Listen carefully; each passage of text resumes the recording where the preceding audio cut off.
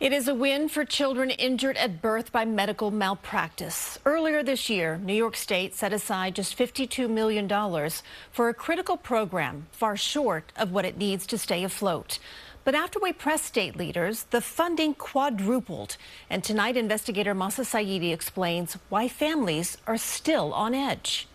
As a father, I can't imagine the obstacles that these people have had to overcome. I have plenty of medical expenses I should be reimbursed, but it's not being covered.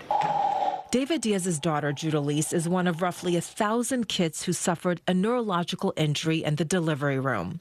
But New York State didn't allow them to collect full damages from the hospitals found to be negligent. Instead, the state promised to provide lifelong health care through a unique program called the Medical Indemnity Fund, or MIF. Every year it gets tougher and tougher to get the same services we're getting now.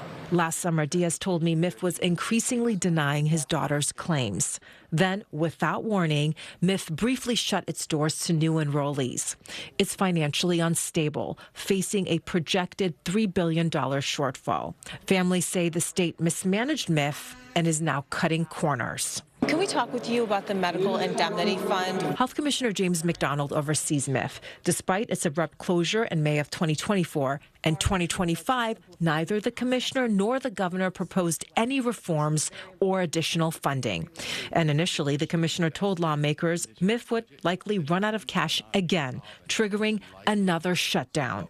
But 2 months later, when we had a chance to speak with him, why is New York State not providing enough money to keep the doors of this fund open? Well, the fund needs to be reformed, but I'm pleased with what I'm seeing so far in the process. In other words, the legislature's interested in making it sustainable. Same with the governor. I am as well. So I think we're going to end someplace well at the end of this year, but we'll see where we go. But I don't anticipate it shutting down this year. Soon after, the state quadrupled MIF's funding from roughly $50 million to more than $200 million, preventing a shutdown. State Assemblyman Matt Slater.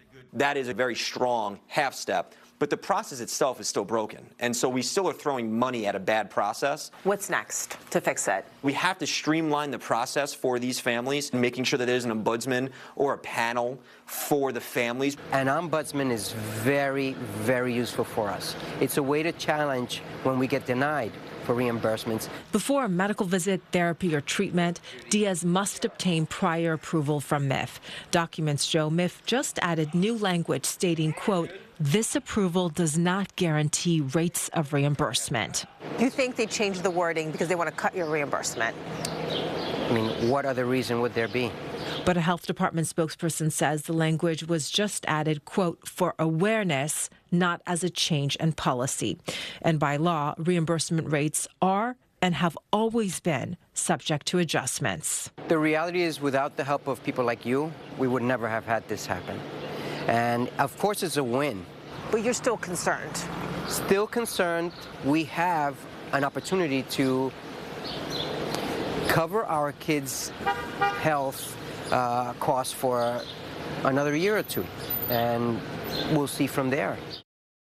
The state says this money should allow the fund to keep its doors open until the end of the fiscal year, July 2026.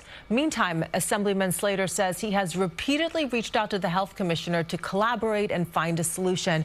But KJ, he says that he has never heard back. Masa, we understand that roughly about 1,000 children are part of this fund. How fast is it growing?